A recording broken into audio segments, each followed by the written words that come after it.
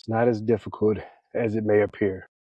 Just wanted to share this very simple strategy, I guess, for those of you who may be faced with some sort of task or um, project, maybe even something of a ministry or business that you're working on. And right now, you feel overwhelmed. Right now, the task, the job, the project seems overwhelming because right now, it looks like there's so many things to do. It just looks overwhelming. You've zoomed out and the big picture has become too big for you. And you're like, man, I'm I don't even know where to start. I don't even you're just crushed by the very thought of how much effort this is going to take. I want to share something with you that I've developed in my own life, and I have found it to really be helpful when I feel overwhelmed and I feel stressed out and I think like, yo, this is just too much for me to deal with at one time. Some people might call it chunking it up or chopping it up, but well, let me explain it by sharing something that I've recently had to do and kind of how I approached it. Um, Recently, I've had to write some emails, particular email sequence, and there's about 5 or 6 emails that I had to write. And when I looked at the entire project, I said, man, I got to write all this information, all this content, 7 emails, just way too much. And I remember looking at it and thinking about it, and just by the very thought of it, I just got wiped out, man. So I just closed my laptop. I was done. Like, man, it's too much. And I remembered that maybe years ago, I had wrote out a little process. Maybe I was inspired one day, I was out on a run or something like that. But I remember writing down this concept of these mini sprints, right? I'm a runner. I love running. And so sometimes I connect these analogies between fitness and life, or, the mental processes in life, or fitness, right? And life. And so I remember this concept of these mini sprints. And a mini sprint is short, hard bursts of energy and effort. And then you cool off, you back off of it. It's not like a marathon runner who's got to run, long distances, is way drawn out. A sprinter has a very short distance to cover, and then they stop instantly, and then they rest and they recover, and then they do it again. And so if you take that same approach, these little mini sprints with whatever project or thing that you're working on, you're able to chunk it up. You're able to portion it out into these little bite-sized pieces, and then you're able to over a reasonable amount of time, a responsible amount of time, you're able to complete the task. So what does this look like? For me, it looked like, okay, I got 7 emails, right? If I were to sit down, which I tried and failed miserably, if if I try to do all 7 at one time, it's draining. I get the mental fog, the mental blocks, just whatever you want to name it. It's just I get distracted. It's just too much. It's too much at once. It's overwhelming to my nervous system. But what I started to do was I took one email and I wrote that one, right? Just the one. And I set a timer. That might be something else you want to do. You set a timer. I'm going to give myself 10 minutes to do this. There's something very powerful about setting a time. That's why timelines, project timelines, and just timelines in life, they're so important because they kind of light a fire under you. It kind of gives you this internal incentive and this little internal motivation to get the thing done. But you give it a finite amount of time, 5 minutes, 10 minutes, whatever it is, and then you just do one. And then you back off. You give yourself 30 minutes to rest, an hour to rest, and then you do it again. 10 minutes, boom, write this one. You block out everything else. You don't think about anything else. You don't do anything else. Many times, I'll miss a text message, or someone, will try to reach out and call me, and I'll miss a call because I also take my phone and I put it face down on, silent. and I cut the television off, or like anything that's distracting, I remove it so that I'm like single focused, right? That's the only thing that I'm doing at that particular time. I even heard one time, and I forgot where I got this from, but like if you're on your laptop and you're really trying to accomplish something, don't have multiple tabs open unless it's absolutely necessary to that task. But many times we'll have multiple tabs open and they're just different random things that we're working on. Sometimes I got the bank tab open because I've been, I was trying to transfer some money or something. And then I got YouTube open because I was watching something on YouTube. And then I got another tab open for my website because I was working on something there. And before long, you got like 9 or 10 tabs open, and those can be distracting. So eliminate as many of the distractions as you possibly can and focus on that one thing for that 10 minutes. Set the timer so you know it's going to go off. It motivates you, and you nail that second one. And then you give yourself a break again. And then you nail the third one, and then you give yourself a break again. This may seem super simple and super elementary, but it's super effective. And sometimes we need to simplify success. Sometimes we overcomplicate success. We make it too complex. And I've heard that complexity is the enemy of execution. Complexity is the enemy of execution. The more complex you make a thing, the more complicated you make a thing, the more obstacles you put in your own way, the more hurdles you erect in front of your own path, then the less you're going to execute. The more likely it is that you're going to retreat, abort the mission, or not even start at all, because just the very sight of it overwhelms you.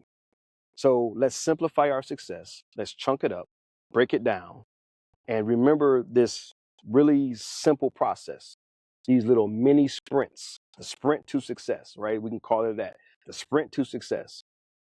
Whatever that thing is, right? You got a whole bunch of it, got all these tasks, you got this big thing to do.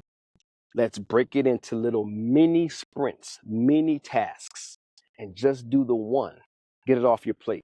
The other thing psychologically was pretty powerful is that when you complete one, not only do you prove to yourself that you can do it, because sometimes you just need to know that you can do it. Not only do you prove to yourself that you can do it, but it motivates you. Like completing a task creates motivation. It inspires you. So you actually are picking up momentum. You're re-energizing yourself. You're closer to the finish line. Like all of that works in your favor by just breaking it down, bite-sized pieces, small, simple sprints with a time. Set a timer, find a timer so that your mind knows, hey, I only got so much time. And you will be amazed at how fast and how your mind works on your behalf, works for you and not against you, helps you to really dial in. Because the truth is, y'all, most of this stuff that overwhelms us, most of this stuff that gets in our way, we could easily complete it, but we get caught up here. These little brain blocks, we get caught up in our minds, we get caught up in our thinking. And I don't know if people understand this or not. I know it's something that I discovered not too long ago. Thinking is actually energy. Thinking and processing is energy. And so, like, we only have so much energy in a given day, right?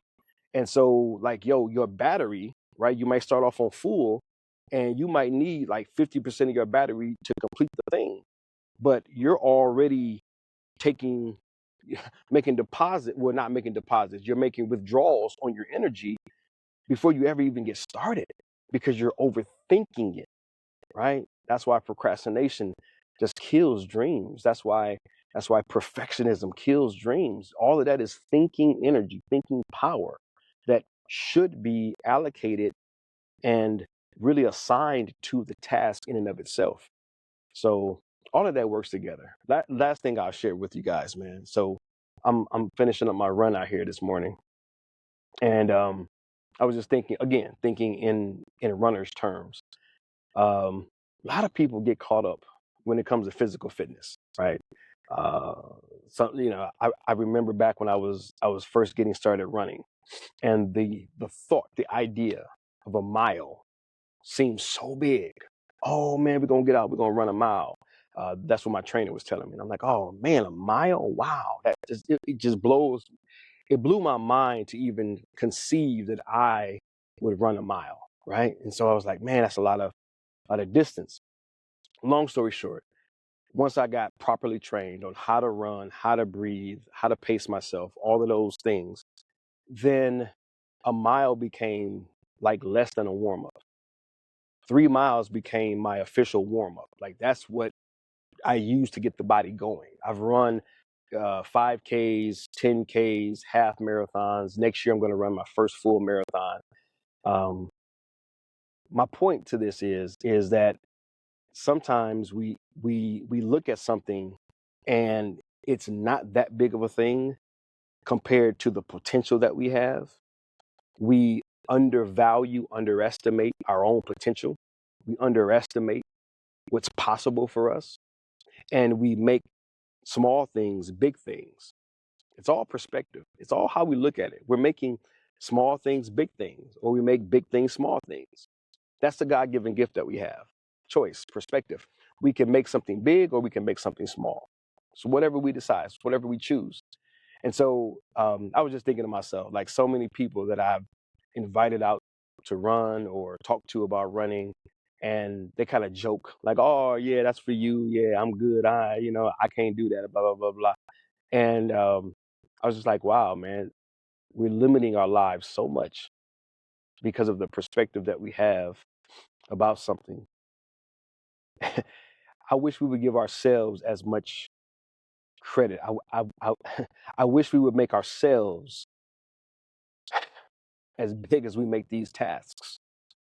I wish we would find a way to make us as big as we make the obstacles and the challenges of our lives, our own potential, our own God-given existence. I wish we saw ourselves as giants, as we see ourselves as something powerful and big, rather than giving all of that credit to the task. But my point to all of this, long-winded way of saying this, on average, obviously it varies based on height and all these other little factors, but on average, if you had to average it out, a mile is about 3,000 steps.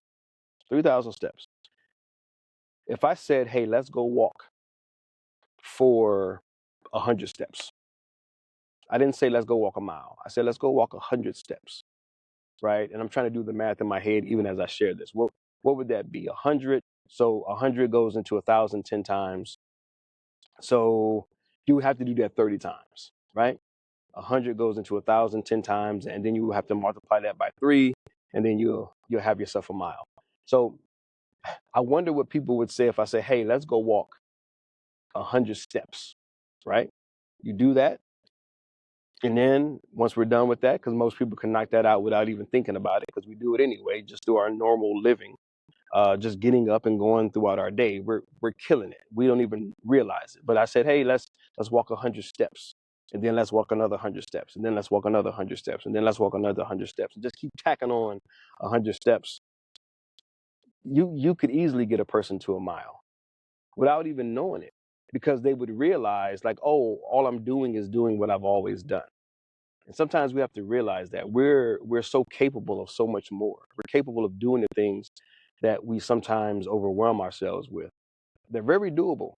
It's just a tweak in your perspective, a tweak in your approach, right? If you can tweak that, if you can just make a quick calibration in your approach to that thing, your perspective around that thing, man, you knock it out the park, man. You knock it out the park. Here's another one as I end. Let's say, hey, we walk a mile. You don't have to walk a mile at once. What if you walked 1,000 steps, and then we took a break and I don't know, looked at the mountains or something, right? I'm looking at the mountains behind the camera. Um, and you did that for like 5 or 10 minutes, and then you walked another 1,000 steps, and then you took a break and just had a conversation about life, whatever it was, and then you did it again. Well, you've got your mile. But it's a whole different thing when I say, let's go walk 100 steps versus walking a mile. It's just the perspective on it. It's the way we're thinking about it and looking at it. So I hope and pray, as I always do, that this has added some value, given you something to consider, something to help you to get clear about some options that you have in your life. Yeah, hope and pray that it's been an encouragement, that it has edified you, built you up, helped you to see yourself, most importantly, see things in life, see God, who has created all of this and made all of this possible. Pray that you see all of these things, right, in a much better way, in a much better way. I hope and pray that, yeah, by you watching this and listening to this, that possibilities have become your perspective. It's powerful. It's all possible with the right perspective. It's all possible with the right perspective. Whatever it is for you, you name it, you frame it, you put it into your context. Whatever it is, it's possible with the right perspective. Yep. And the perspective is in your control. You can change it anytime you want. It's a God-given gift. You can choose to change how you see things, which will help you to change how you show up and how you approach it, and ultimately what you experience in this life. Love you guys, praying for you guys, believing in you guys. Travail, C.W. Lynch, Esther, what?